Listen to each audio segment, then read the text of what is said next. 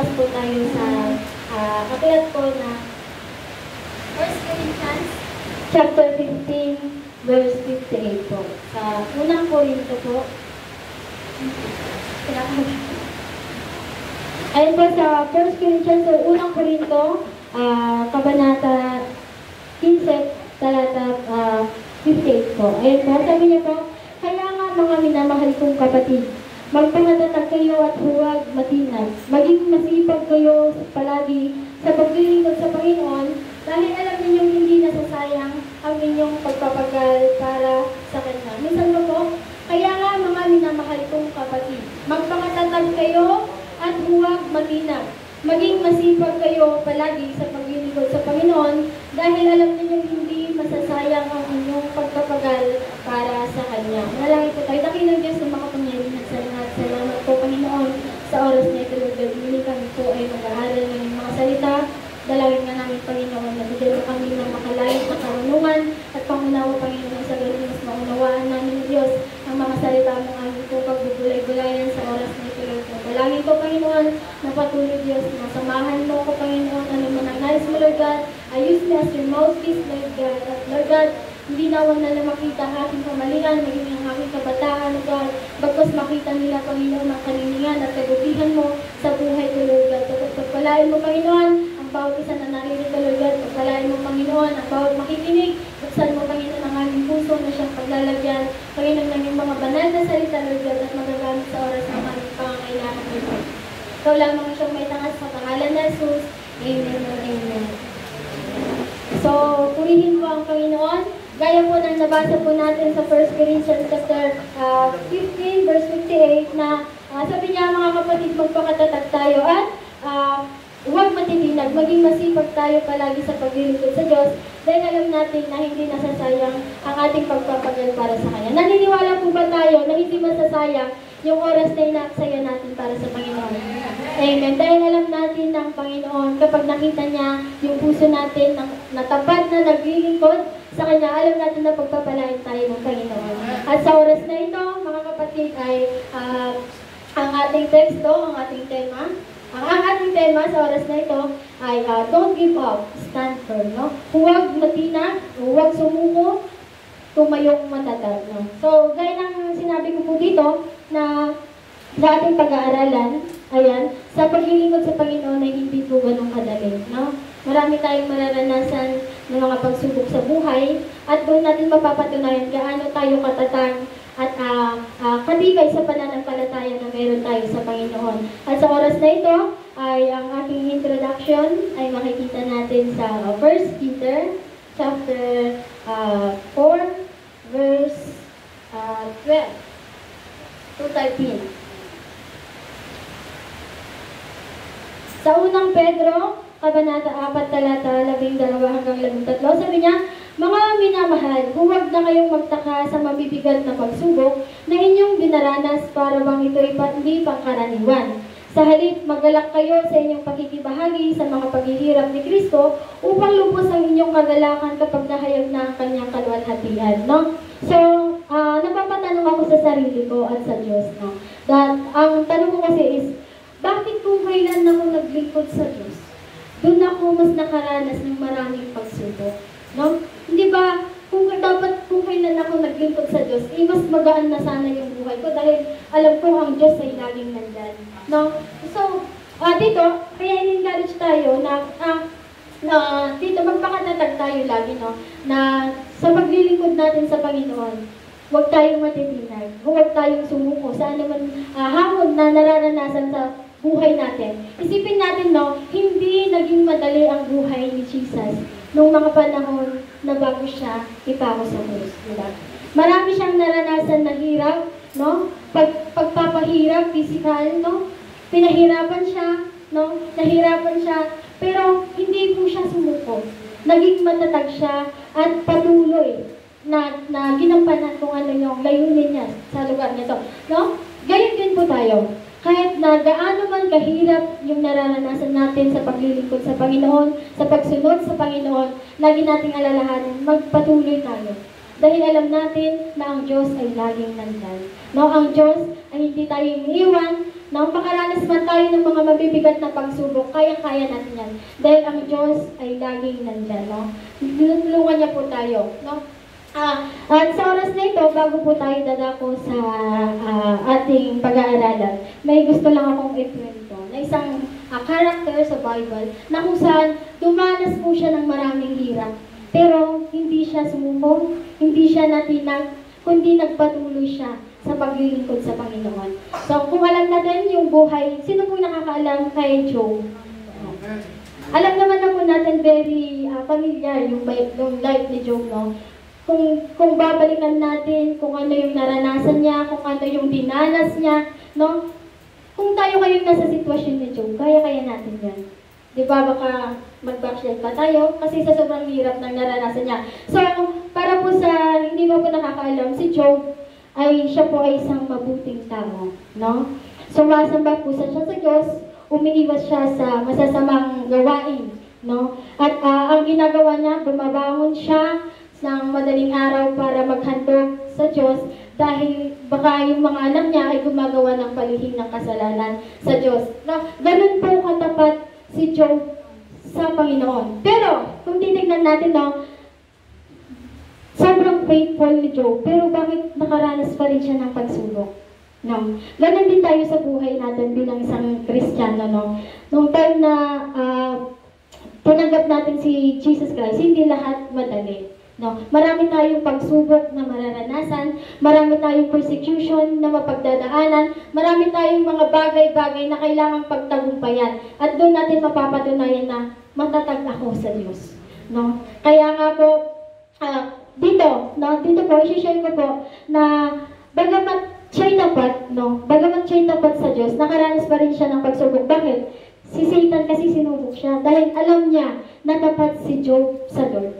Ganon din tayo mga kapatid, hindi hahayaan ng kaaway na tayo ay mas lalong mapalapit at manatiling matatag sa Diyos. Gagawa at gagawa ang paraan ng kaaway para tayo ay sumuko, humiwalay sa Panginoon, tigil na natin yung pagsimba natin kasi puro na lang problema. Ganun ang papaisip ng kaaway. Pero dahil si Jesus Christ ay nasa puso natin, kaya nating labanan. Dahil ang kaaway, sabi niya, talunan siya. Kapag ang Diyos ay nasa buhay natin, ang katagumpayan ay laging nandito. Kaya nga, maging kagaya tayo ni Job, no?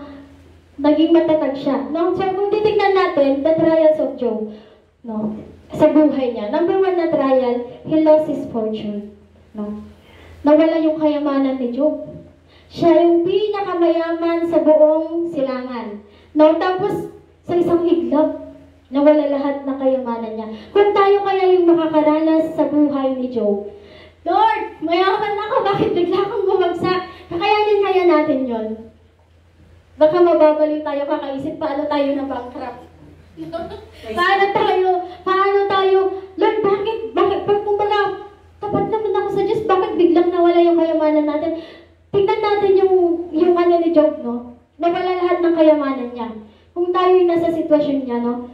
Tayo pa nga lang, gaya ng sinabi ni Brother Joseph kanina, bill pa nga lang ng kuryente, sobrang nahihirapan na tayo, no?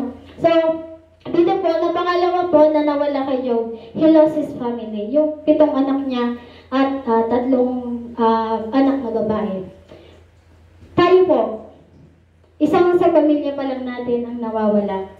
Grabe na yung, Lord, bakit? Parang kumbaga, magtatanong tayo sa Panginoon na, Lord, tapat naman ako sa'yo. Bakit hinayaan mo na mawala? Kung titignan natin yung buhay ni Job, 7 anak, 7 lalaking anak, tas 3 babae, tas lahat sila sabay-sabay namatay. Ano kaya yung mararamdaman natin? Siyempre, sobrang sakit, sobrang pagdadalamhati. Baka kaisumpa na natin ang Panginoon na, Lord, bakit naman sabay-sabay lahat nawala? Pero si Job, nanatili pa rin siyang tapat, no? And then, bilang tao rin naman, no? Bilang tao, kapag tayo yung nakaranas, talagang marami tayong magiging question. Marami tayong itatanong sa Diyos, bakit nangyayari lahat ng bagay na yun. So, sa verse 3, sa chapter 3 din naman, so, bilang tao din naman si Job, nagdaing siya sa Panginoon, no? Sabi niya, sinusumpa may pinanganak ako. Kasi kung tayo, yung nasa sitwasyon ni Job, mas gugustuhin pa natin na mawala na rin kung lahat ng meron tayo is lahat na wala. No? Pero si Job, nagdaing siya sa Panginoon. At ang kagandahan nun, yun po ay kahit na siya ay nagdaing sa Lord, naging totoo siya sa Panginoon. Na maging totoo tayo. Kapag hindi natin kaya yung sitwasyon natin, magpatotoo tayo sa Panginoon. Lord, hindi ko kaya. Kasi kapag tayo, nagpakumbaba tayo sa Panginoon, alam natin na ang Diyos ay laging nandyan. Gumagawa ng mga paraan, ng mga bagay, para nang sa ganun is mapagtagumpayan natin ang lahat ng nararanasan natin. No? So si Job, nagdaing siya sa Panginoon. Sino ba naman ang makakaranas ng ganong paghihirap at hindi ka magdadaing sa Panginoon? No? Biruin mo, like po kay yung asawa ni Job, di ba? Sumpahin mo na ang Panginoon mo, nang mamatay ka na. Kumbaga kung tayo, kung undeliver tayo, siguro parang ganun din ang gagawin natin na, ba't may Diyos ba? Ba't hinahayaan niya na makaranas ako ng ganito? No? Pero si Job, no, sa kabila ng pagdaing niya, na-realize niya lahat ng bagay na sinabi niya na mali. Nagpakumbaba siya sa Panginoon. Nagsisi po siya. Doon po sa Job chapter 42 verse 3 and 6. Pakibasa po kung tayo. 42 verse 8. Sabi po dito, itinatanong ninyo, sino akong nangahas na kayo'y pag-alinlanganan? Ganyan ako'y na may walang nalalaman. Nagsasalita ako ng mga bagay na hindi ko nauunawaan, ng mga hiwagang di abot ng aking isipan. Ano po tayo ng verse 6? Kaya ako ngayon ay nagsisisi, ikinahihiya lahat ng sinasabi sa alabok at abo, ako ay nakaupo. Tignan natin yung pagsisisi ni Job. No? So bilang tao, minsan hindi tayo Sino ba dito yung kapag nakakaranas ng pagsubok, hindi siya nakakapagbitaw ng mga salita? Diba nakakapagbitaw tayo? Na minsan, doon tayo minsan na nagkakaroon ng plus na, imbis na mas patuloy tayo, is na sino ba yung mga tao na kapag tayo nakakaranas ng pagsubok, masaya? Sino ba yung mga tao dito na kapag nakakaranas ng pagsubok, nagkakaroon pa, hoy, mag-party tayo, marami akong problema. Sino ba yung ganun? Walang taong ganun. Diba? Kapag tayo nakakaranas ng pagsubok, diba, nagdadalamhati tayo, nalulungkot tayo, marami tayong questions sa Lord. No? Pero si Job, dahil nga tama lang siya, no? Nakagawa siya ng Lord, bakit sinusumpa niya yung araw na yun? Pero ang kagandahan, nagsisi siya. So, ganun din dapat tayo. Na every time na may nararanasan tayong pagsubok, every time na nakakagawa tayo ng labag sa kalooban ng Diyos, no? Magpakumbaba tayo, magsisi tayo. Kasi yun ang hinihintay ng Panginoon.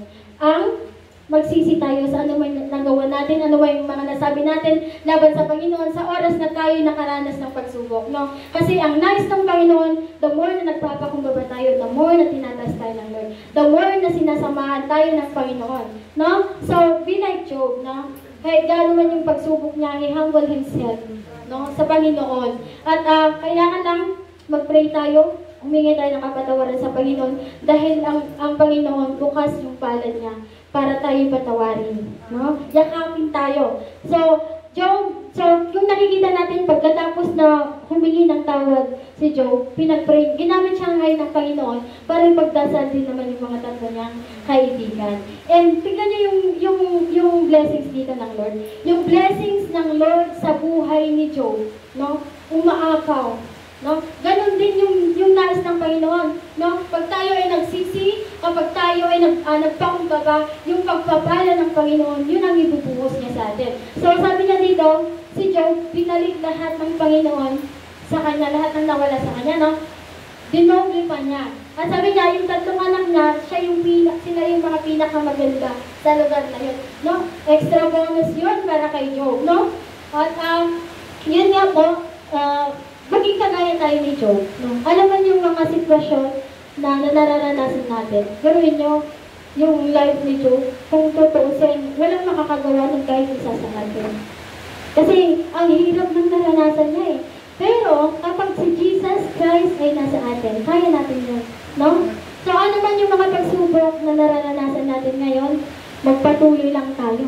no? Maging kagaya ng ni Job na nanatili siyang tapat sa Panginoon. No? He lost his fortune, he lost his yung family, at higit pa sa lahat pala, he lost his fitness, buong katawan niya. Kumbaga sa isang sugat pa lang na mayroon tayo, sobrang sakit na. How much more kay Job na mula ulo hanggang talampakan, no? Halos hindi na siya makilala, no? Pero nakita natin, naging tapat at nanatili tapat si Job, no? Yung pananampalataya niya nananatili. So, ganun din tayo. Yung pananampalataya natin dapat manatili sa Panginoon. Hindi yung mga pagsubok ang magpapadahon sa atin sa pananampalatayang meron tayo sa Panginoon. And sa ngayon, sabi niya, in times of our trials and circumstances, ito yung pag-aaralan na po natin. Mabilis lang po ako magturo. Ayan, kapag tayo nakakaranas ng pagsubok, ng mga trials sa buhay natin, be strong. Number 1, be strong and not be shaken. No? Maging matatag at huwag matitinan. No? Huwag matinag, maging matatag. No? Palibalik lang yan. So, sa oras na tayo ay nakakaranas ng pagsubok, ang nais ng Panginoon, maging matatag tayo at huwag matitinag. Gaya nga sabi ko kanina, hindi ang problema, hindi yung sitwasyon natin ang nakakapag-down sa atin, kundi yun yung sitwasyon na gagamitin natin para mas lalo pa tayong maging matatag sa Panginoon. Mas lalo pa yung gagamitin natin para hindi tayo ma-shaken, hindi tayo matinag.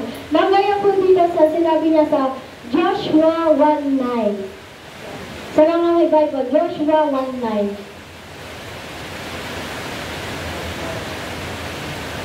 Kung sino ba yung nakahanap, pwede pong magana. Sabi po ng Joshua, chapter 1, verse 9, tandaan mo, ang bilin ko, at pakatatag ka, at nakasan mo ang iyong loob. Huwag kang matatakot o mawawala ng pag-asa, sapagkat ang Yahweh na iyong Diyos ay kasama mo sa Amen. So dito sa Joshua 1:9, tandaan mo ang bilin ko. No? Magpangatatag ka at lakasan mo ang iyong loob. Huwag kang matatakot o mawawalan ng pag-asa. Sapagkat ako si Yahweh, ang iyong Diyos ay kasama mo saan ka man magpunta. So, ang encourage ng Panginoon, magpakatatag tayo at huwag mawalan ng pag-asa. Sino nga ba ang pag-asa natin? Si Jesus. Kaya kapag nawawalan tayo ng pag-asa, abay magtanong tayo kung si Jesus ba ay nasa atin. Kasi ang pag-asa na mayroon tayo ay si Jesus. Kaya lagi natin isapuso si Jesucristo sapagkat siya yung pag-asa at lakas natin kapag tayo nakakaranas ng pagsubok o kapighatian o anumang bagay na nararanasan natin sa buhay. Kaya nga sabi niya, magpakatatag tayo at huwag matitinag. No? Pag tayo nakakaranas tayo ng pagsubok, lalo tayong lumapit sa Panginoon. No? Sapagkat sabi niya, sasamahan niya tayo. Sasamahan tayo ng Panginoon. Kaya sa lahat ng hamon sa buhay natin, hindi tayo nag-iisa. No? Kung pinirman natin, wala tayong kakampi dito. Pero ang Diyos na kampi natin sa lahat ng pagkakataon. No? Ang Diyos hindi nangiiwan. Ang Diyos hindi nagpapabaya.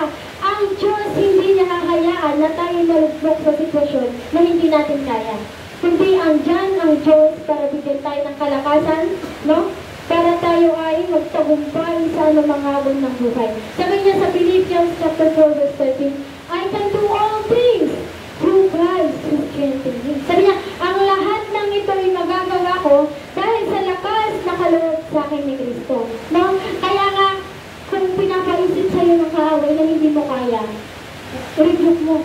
Sabi mo, binigyan ako ng lakas ni Jesucristo, kaya mapagtatagumpayan ko ito. Dahil kasama ko siya. No? Kaya nga, magpatuloy lang tayo, huwag yung emotion, yung mag-iral. Kundi, yung prayer natin na, Lord, every time na kailangan ko ng lakas, bigyan mo ko ng lakas. No? Every time na tayo ay nanghihina, Lord, bigyan mo ako ng padag para mapagtagumpayan ko ang lahat ng sitwasyon na mayroon ako. Kasi ang tanging gusto lang ng Panginoon, lumapit tayo. Lumapit tayo every time tayo nakakaranas ng pagsubok. Kasi minsan tayong mga tao, kaya ko to. Lagi ko itong sinasabi. Kaya ang nangyari, bumagsak ako. No? Kaya ang ayaw ng Panginoon na tayo nagmamataas. Gusto ng Lord nagpapakumbaba tayo.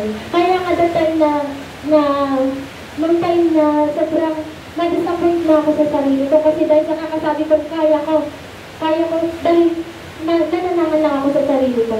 Pero kapag sinabi mong kaya ko, dahil nandiyan ang Panginoon, pagtatagumpayin ka ng Panginoon. That time na sobrang naghihingi na ako. Yung time na nag-prayer kami dito, na sobrang sabi ko, Lord, iniyak ko sa Panginoon, hindi ko na kaya, hindi ko na alam kung anong gagawin ko. Suko na ako sa sarili ko, ikaw nang bahala. That time, lahat ng pilit na nararamdaman ko sa puso ko, nawala. Binigyan ng kapayapaan ng Diyos. Yung isip ko, yung puso ko na, hindi pala ang problema ang magpapabagsak sa akin. Kundi, ang problema pala na nararanasan ko, siya pala ang mas talong magpapalapit sa akin sa Panginoon. Kaya ganun din tayo dapat. Nakapagandyan yung problema, huwag natin layuan. No? Harapin natin. Kasi alam natin na kapag yung problema is mas malakas, alalahanin mo yung likod mo mas malakas. Ang Diyos laging nasa atin. Nasa likuran lang natin ng Panginoon. Nakanda kapag tayo ay tutumbang, andyan ang Panginoon para tayo patawin. No? Kaya nga, ang mapalat tayo. Mapalat tayong mga Kristiyano, mapalat tayong mga nakakilala kay Kristo. Dahil kapag tayo nakakaranas ng pagsubok, alam natin may lalapitan tayo. No? Maraming mga unbelievers na dahil sa problema, dahil sa mga pagsubok na nararanasan nila, dahil sa kawalan ng tiwala, sa kawalan ng pag-asa, mas pinipili na lang nilang tapusin yung buhay nila. Pero tayo, kapag tayo nawawalan ng pag-asa, nandiyan ang Panginoon. No? Nagpapakilala lalo ang Panginoon sa pamamagitan ng kanyang mga salita. Kaya nga, mas pag-aralan natin ang salita ng Panginoon dahil ang mga pangako at mga salita niya ay laging nandito. No? Ito ang kailangan natin para mas maging matatag tayo sa lahat ng sitwasyon na naranasan natin. Kaya nga, yun lang po yung naiano ko na maging strong tayo, magpalakas tayo, no? Kung may nangihin naman sa atin, walang ibang magtutulungan kundi tayo lang din. Amen? Kaya nga tayo iisang katawan para at isang we are one family of God. Kasi tayo yung magtutulungan sa oras na, kunyari, Sister Amanda, kailangan ko ng tulong mo. No? Sa pamamagitan ng encouragement niya, through Word of God, napapalakas ako.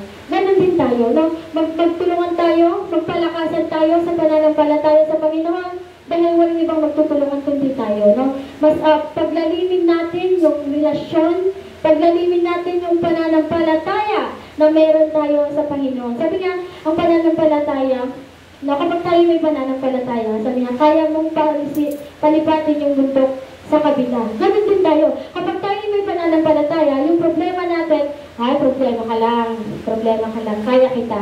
So, ganun yung encouragement na nararanasan natin every time na nagbabasa natin. Kasi ang pangako ng Panginoon nandito. No? Ang pangako niya na kung saan mapapalakas tayo, mas mapapatatag tayo. No? Be strong with God. No? At not be shaken. No? Huwag tayong matitinan. No? Kung yung problema lang naman pala, is malaki. Ayan mo, mas malaki ang Diyos. No? Ganun dapat tayo mag-isip. Kasi dati hindi ako ganun mag-isip. Hindi ako ganun mag-isip na kapag may konting problema lang, dati pag may konting problema, nakasawa ko yun. Andiyan ka na naman, nagpumukmuk ka na naman, ganun kasi yung nangyayari sa akin. Pero that time, nasabi ko po, dito akong inuhog ng Lord. No, every time yung may problema ko, nagbabasa na lang ako ng Bible, Lord. Pangako mo sa akin, hindi mo ako iniwan. Lord, pangako mo sa akin, sasamahan mo ako. Lord, pangako mo sa akin, palalakasin mo ako. Ngayon, nanghihina ako, palakasin mo ako. Lord, yung pananampalataya ko, medyo nanlalamig na, painitin mo.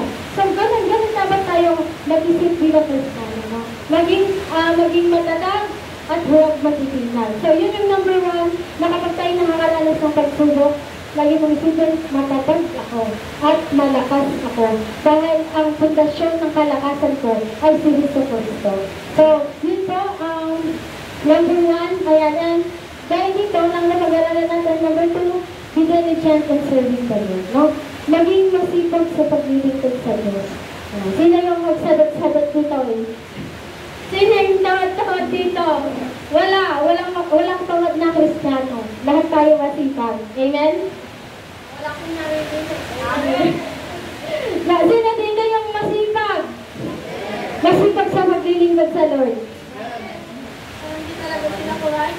Ayan, malakas yung ulan, hindi ko naririnig. Sino yung mga masipag dito?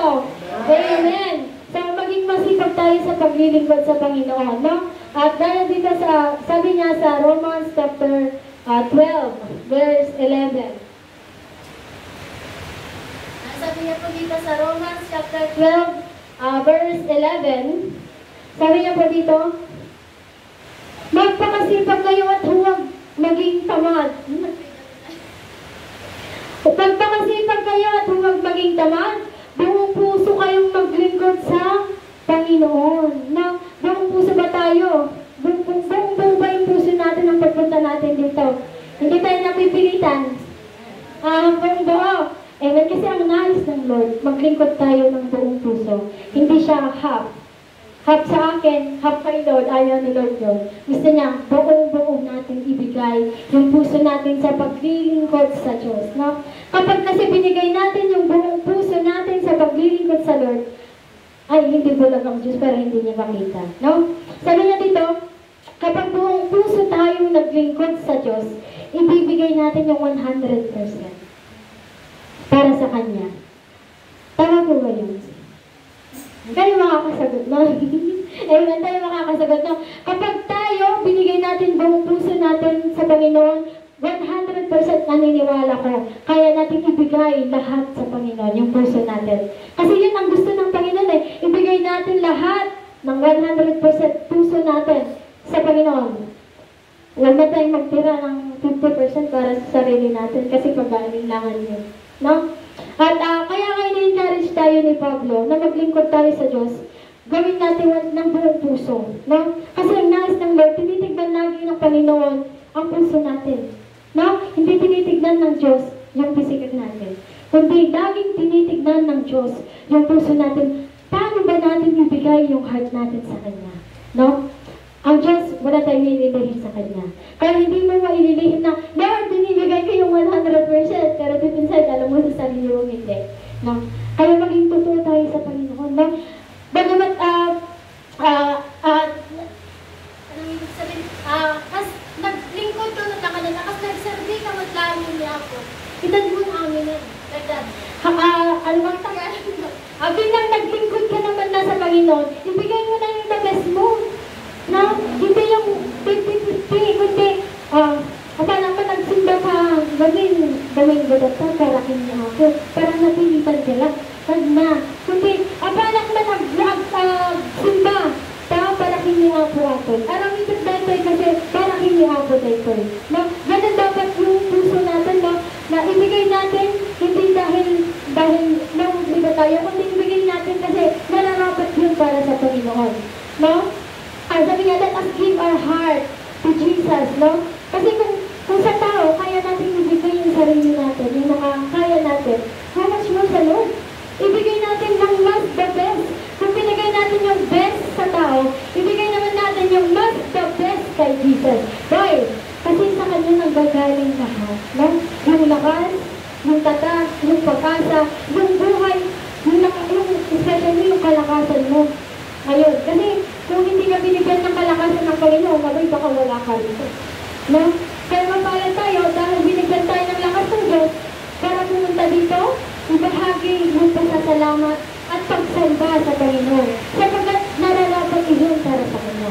Amen? Sa Colossians, ayan, sa Colossians, chapter 3, verse 23. Ano po ba yung sabi ko?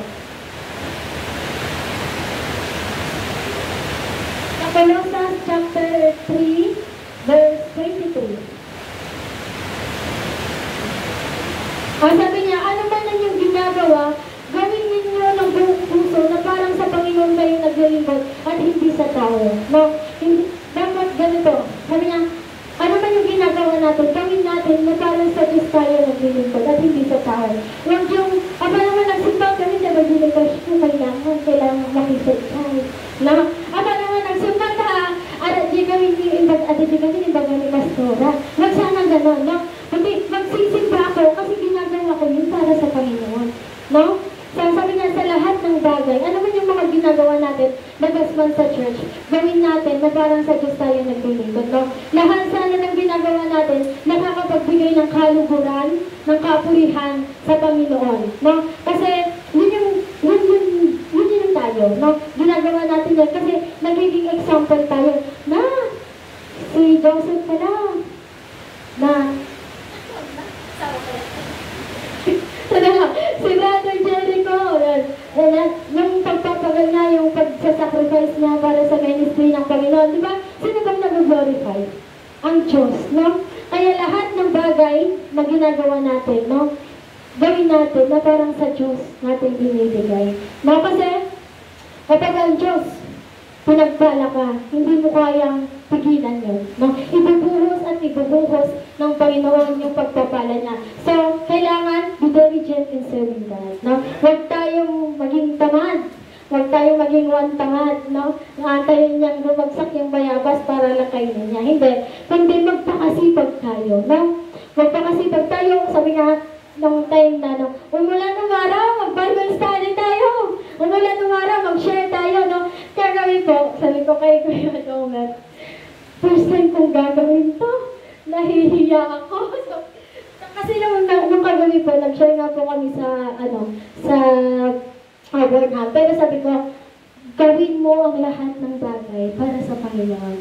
So, yung kaba ko kagabi, na napalitan ng lakas ng loob na, si Jesus ang tinataas dito, hindi ako. No? Kaya po yung boldness na magawin na, Lord, ikaw ang siyang mapurihan sa gabing ito. No? Marami ang makakakilala sa iyo. No? Hindi man namin sila, hindi ko alam kung ano yung puso nila. Pero gagamitin mo kami, Lord, para sa buhay nila. No? Kaya nga po kagabi, nakakala ko, wala atang makikinig, ganito, ganyan.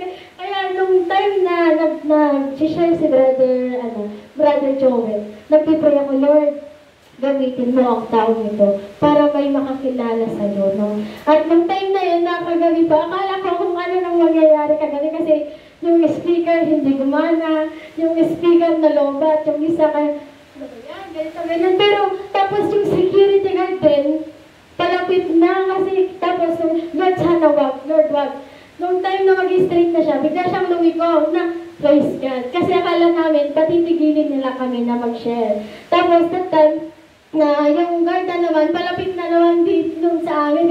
Lord, wag naman ngayon, patapusin mo muna kami. Tapos yung security guard, gumiti po siya, tapos nagganon. Kaya sabi ko, ang Lord talaga, hindi niya kakayaan na mapuspoon yung gawain niya. Kaya nga, nagpapasalamat kami dahil nga, tunay nga po na napakabuti ng Panginoon. Kaya magpakasipag tayo. Sabi nga niya, humayo kayo at magpakarami. No? Kaya, hindi lang tayo dapat masipag dito sa loob ng church.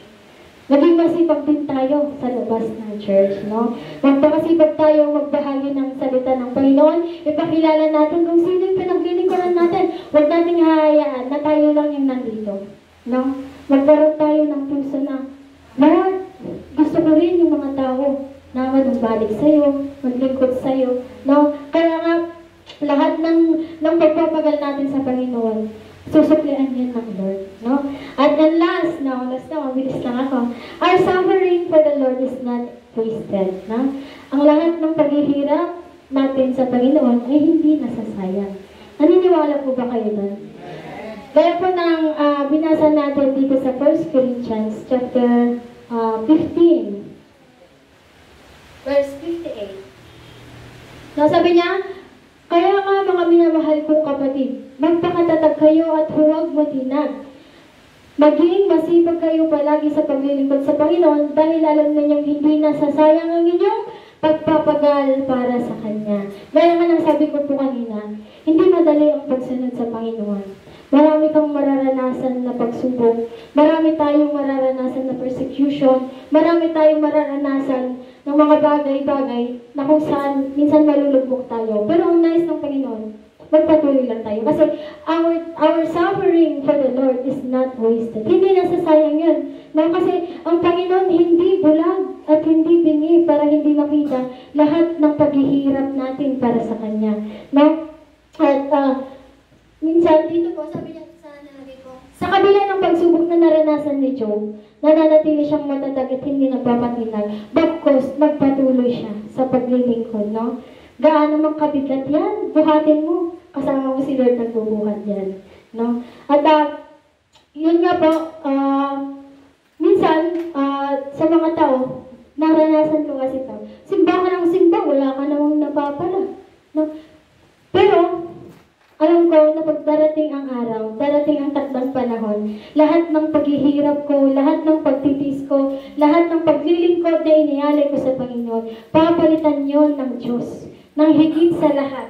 No? Kasi yung buhay natin dito, no? Pansamantala lamang yun. Hindi natin madadala yun sa langit. Yun ang nais ng Panginoon. Na lahat ng paghihirap natin, papalitan yun ng Diyos ng buhay na walang hanggan. Kaya nga tayo magpatuloy sa paglilingkod sa Diyos dahil higit yung reward natin doon. Yun yung buhay na walang hanggan. Ang makasama mo ang Panginoon sa kalangitan habang nagpupuri at nagpapasalamat sa Diyos. No? Kaya, ang lagi kong sinasabi po, magpatuloy lang tayo. No? Gaano man tayo dinidistract ng kaaway, huwag ka nang magpatuloy. Huwag ka nang sumumba sa Panginoon. Lagi mong isipin, ano man yung pagsubok na nararanasan ko. Magpapatuloy ako. Gaya ng sabi ni Job sa asawa niya, pagpapala lang ba ang tatanggapin mo sa Panginoon? Hindi din ba ang pagdurusa? No? Tayo ba? Pagpapala lang ba ang nais natin sa Lord? Hindi. Di ba? Kasi nakakaranas at makakaranas tayo ng pagsubok. Ang believer ka man o believer ka man, makakaranas tayo ng pagsubok. Ang kagandahan lang sa pagsubok na nararanasan natin, alam natin na lahat ng pagsubok na to, kaya natin. No? At dito po sa aking conclusion, choose to trust God because you can't change anything by worrying. No? Kapag inisip mo na, Lord, ang dami kong pagsubok. Lord, hindi ko na ata kaya. Lord, babagsak na ata ko. Lalo ka lang talagang madadaw. Pero kapag nagtiwala ka sa Panginoon, no? Pag pinili mong magtiwala, pag pinili mong maniwala sa Panginoon, hindi ka nagkamali kung sinong nilapitan mo. Naniniwala po ba kayo? No? Dito always draw near to God, who is the source of everything, to win the battle. No? Para mapagtagumpayan mo, para ma-solve mo yung battle na kinakaharap mo ngayon. No? Alam ko na, hindi ko man alam ko din doon. Bawat isa sa atin may kinakaharap sa buhay. No? Pero ang nais ko lang sabihin po, magpakatatag ka. Huwag kang matinag. No? Kundi mas lalo kang maging masipag sa Panginoon at yung pagpapagal mo, yung paghihirap mo sa Diyos, hindi yun nasasayang. Kaya nga, ano man yung mga pagsubok sa buhay natin, sabi niya, may pagpapala sa bawat pagsubok na nararanasan mo. Naniniwala ka mo ba doon? May pagpapala sa lahat ng pagsubok na nararanasan natin.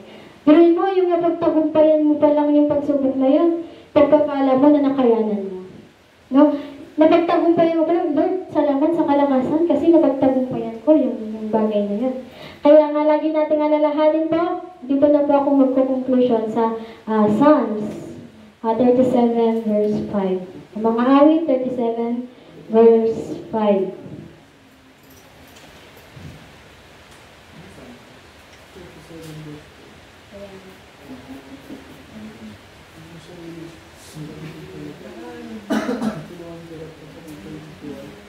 Sabi niya po dito sa Psalms o Awit 37 verse 5, ang iyong sarili sa kanya ay talaga. Tutulungan ganap kapag ika'y nagtiwala. No? Tutulungan kang ganap kapag ika'y nagtiwala. Sa buong puso natin, ibigay yung pagtitiwala natin sa Panginoon. No? Kasi gaya sabi ko kanina, walang ibang makakatulong sa iyo kundi ang Diyos. No? Kaya sa oras na ito, ayan, bago ko po tawagin si Pastor Telma, nanayahan ko po ng bawat isa ay tumayo at maghandog tayo ng papuri po para sa Panginoon.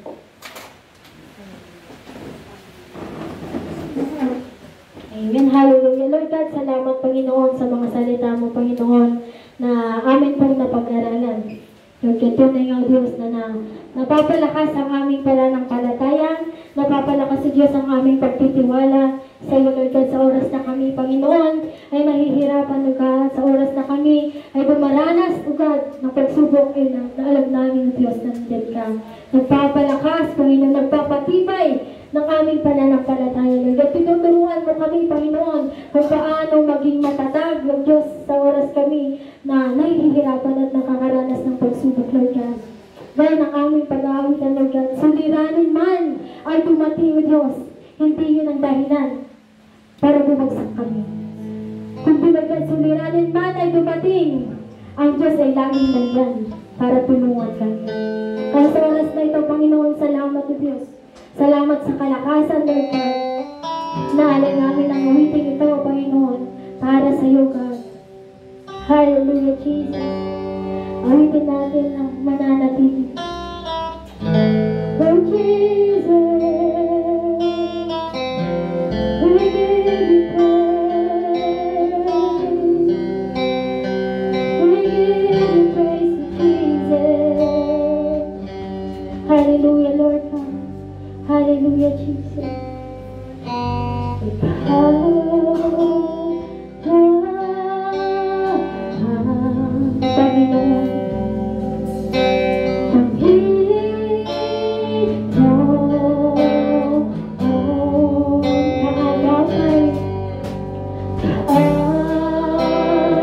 Panginoon, ang saan kami naroon na Diyos? Saan man naroon, suliranin na ay dumating. Ikaw lamang ang Diyos ang sasambahin. Panginoon ko, sa'yo lamang mananatili kailan hanggang. Panginoon, namin ang dadalhin sa iyo.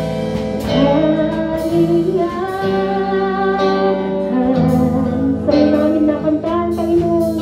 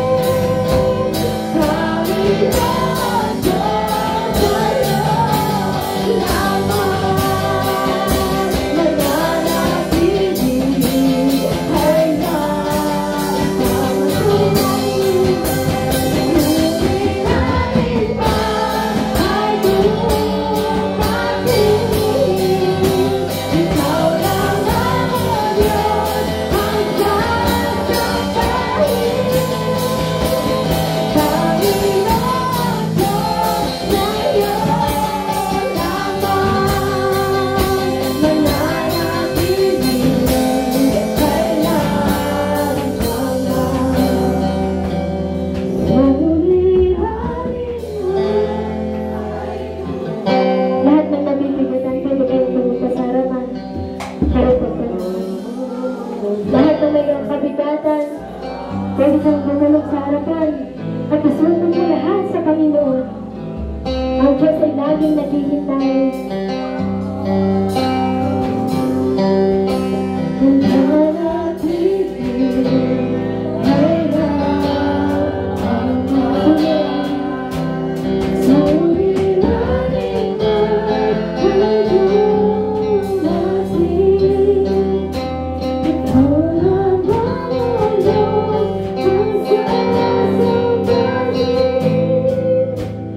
Panginoon ko, sa'yo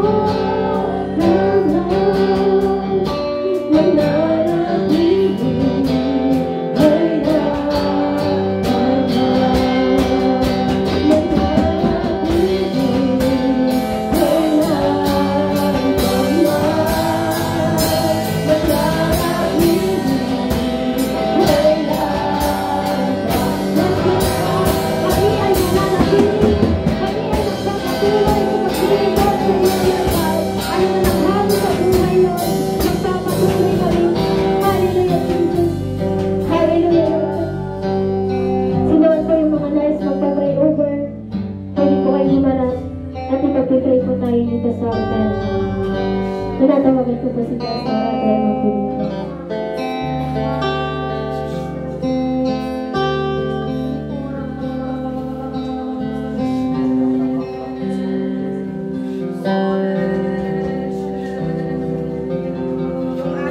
Lesson ay may mga pagsubok sa ating buhay at katulad ni Job na kayanan niya.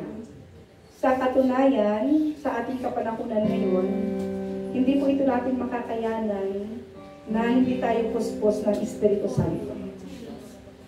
We cannot do it. Hindi tayo makapush Job kapag wala ang pagpupuspos.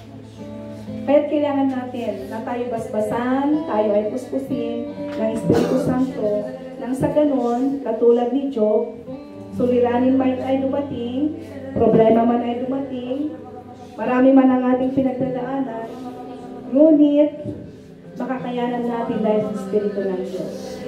So ito po ay pagkakataon at yung mga nagnanais, may ninanais, mga nagnanais at may ninanais at may hinihingi. Lalong-lalo na ito ngayong kapanahunan na let's take the opportunity habang malayang pinapakinggan natin ang salita ng Diyos. Napakalaya, napakasarap pakinggan. At tayo nagpapasalamat na meron tayong ganitong kalayaan. Kaya mga kapatid, sa ating personal na pamumuhay, there's only way, no other way, na mapagtatagumpayan natin ito. To be filled with the Spirit of God. Yung magpapuno tayo ng Espiritu ng Diyos. Amen? Kaya po ang altar ay nakabukas at iniimbitahan po yung mga nagnanais na may panalangin at piliin po natin bawat isa sa atin na minsan pa tayo ay basbasan ng Espiritu Santo para kahit sa personal na devotion natin maging buhay, hindi lang tuwing linggo, kundi maging sa ating personal na pag-worship, hindi lang yung nakagrupo tayong nag-worship, maging yung personal na pangangaral ng salita ng Diyos ay magiging buhay na buhay, no? So kailangan natin ang Espiritu ng Panginoon. Hallelujah. Thank you, Jesus. Oh, magiging ka, Panginoon.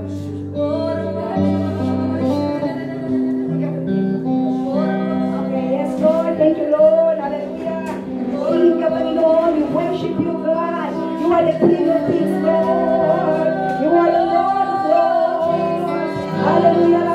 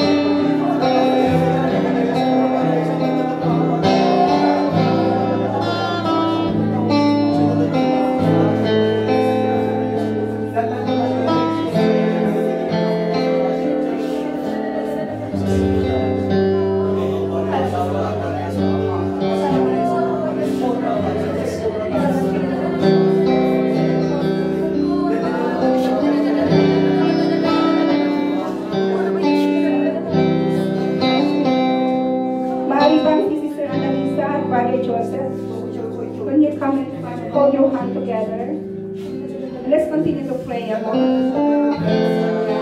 Okay? Ayan. Come on, let's just pray. Continue to pray. Hallelujah. Come on, pray the Spirit.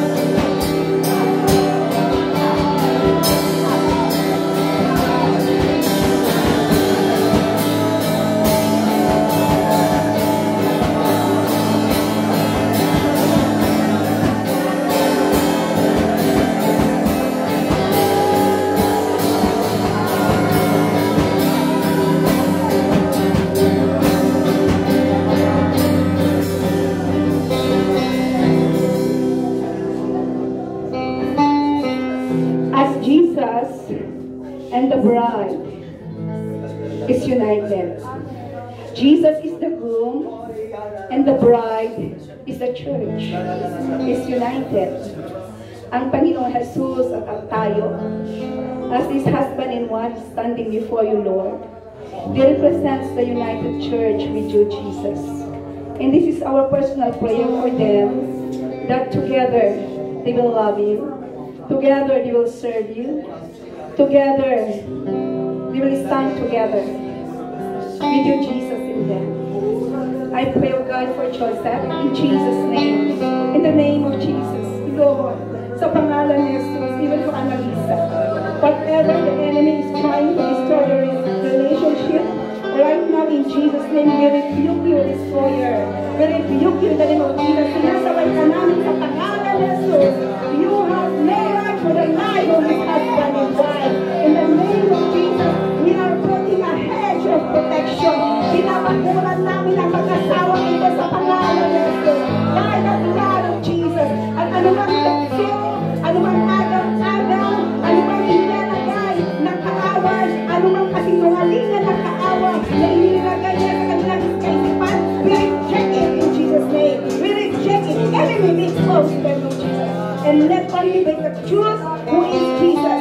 The truth, the word of God, the only foundation. Dahil was sila magiging isa sila sa iyong Lord. He will serve you. He will serve you. He will serve you. And I pray for this young man in the name of Jesus. I pray for this young man, Lord, to live in purity. Na mabuhay in purity. Mabuhay ng may kadalisayan. Mabuhay ng may kalinisan. Mabuhay ng magiging puro. Mabuhay ng magiging malinis sa harapan ng Diyos. In the name of Jesus, maging sa mga dalagahan in the name of Jesus. For Justy and Lord, these ladies and gentlemen here, we continue to declare a pure heart, Lord. Because in purity, there you flow. Sa kalinisan, sa kadalisayan, doon umaagos ang buhay na tubig. Lord, I pray, preserve the purity of the life of these young men and young ladies. We pray, O Lord God, will you please preserve them, Lord, for the sake of your name, dahil sa iyong pangalan na kanilang taglay, dahil sa iyong pangalan na kanilang inihahayag sa kanilang bibig. Please preserve this young men, Lord. Please preserve them, Lord, for the coming deceptions of life. Sa mga pandaraya ng kaaway, let them be wise in the name of Jesus. Let them have the wisdom, ang karunungan at ang kalaman. Sa pangalan ni Jesus, that they will be able kayang mapagtatagumpayan ang lahat ng pagdaraya ng kaaway. We will live victoriously in Jesus' name. And yes, Lord, I pray for these dear sisters in the mighty name of Jesus. Binibigyan namin lahat sa iyo, Panginoon. And today, this afternoon,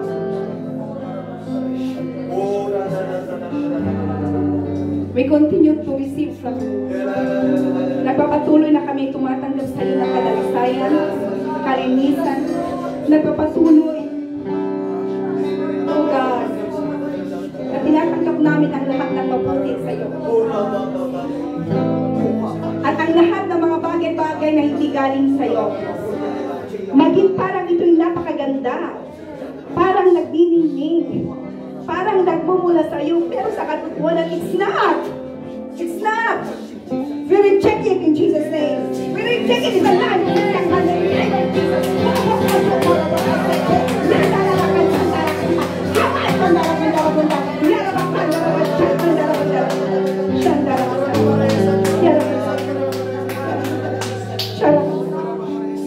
Only what is pure, only what is good, only what is pleasing, only what is true. Yun po ang aming tinatanggap. In the mighty name of Jesus. In the mighty name of Jesus. In Jesus' name. Amen. Amen.